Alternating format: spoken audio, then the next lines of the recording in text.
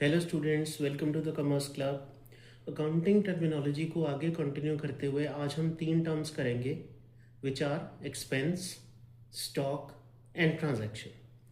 देखो, एक्सपेंस एक common language या लीमेंथ लैंग्वेज में बोले समझ आता है खर्चा खर्चा, लेकिन from the point of view of accounting और कमर्शियल स्टडीज, एक्सपेंस ऐसा खर्चा है जो रेवेन्यू अर्न करने के लिए किया जाए।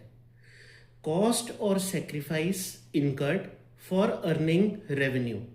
एक्सपेंसेस तो हम बहुत करते हैं डे टू डे लाइफ में, पर्सनल एक्सपेंसेस भी होते हैं, घर के डोमेस्टिक एक्सपेंसेस भी होती है, लेकिन ऐसा खर्चा जो हम अपने बिजनेस में करें, जो हम रेवेन्यू अर्न करने के पर्पज से करें, उसे हम एक्सपेंस बोलेंगे।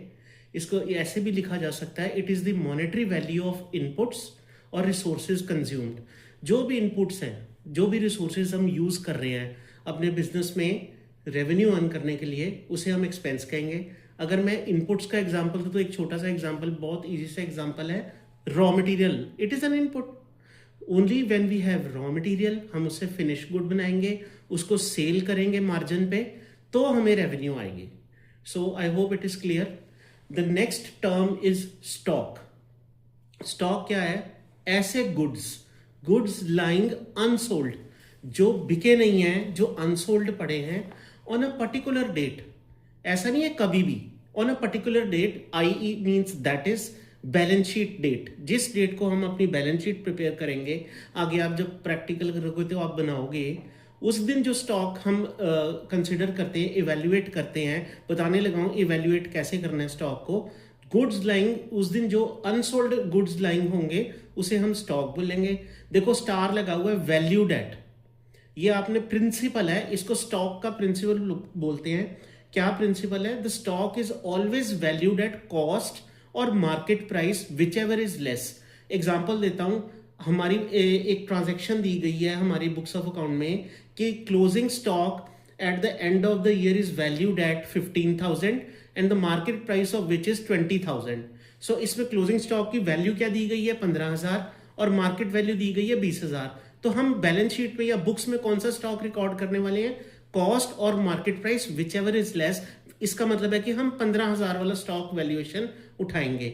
अच्छा, stock can be opening stock as well as closing stock. ये ओपनिंग भी हो सकता है, क्लोजिंग भी हो सकता है। नाम से ही पता चलता है, as the name suggest. Opening means beginning of the accounting year पे जो स्टॉक है, that means as on 1 April. And closing means at the end of the accounting year जो स्टॉक है, that is 31 March of any year. ठीक है।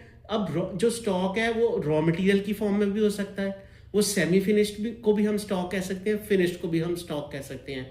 Raw material सबको समझ आता है, जिससे हम फिनिश गुड बनाएंगे।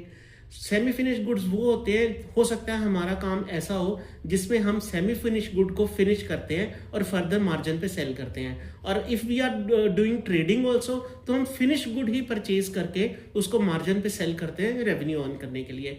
याद रखना है, कॉस्ट और market price whichever is less. The third accounting term is transaction. Business event involving transfer of money और मनी इज वर्थ। ऐसा बिजनेस इवेंट जिसमें हम या तो पैसे को ट्रांसफर करें या पैसे की वर्थ को, विच उसको मैं आगे क्लियर करता हूं, which involves exchange of good और सर्विसेज ऑन कैश और क्रेडिट। देखो, ट्रांजैक्शन ऐसा एक इवेंट है जिसमें हम पैसा ट्रांसफर करते हैं। ठीक है।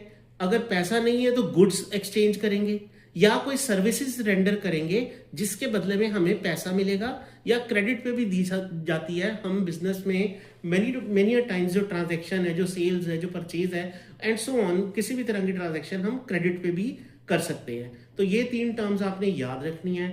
चैनल को सब्सक्राइब कर लो क्योंकि हर वीडियो पिछली से लिंक्ड होती है, पूरा सिलेबस कवर होना है। और लास्ट में जो मैं हमेशा बोलता हूँ, there is no substitute for hard work and road to improvement is never ending. Bye for now, next video में मिलते हैं विद न्यू टॉपिक। बाय।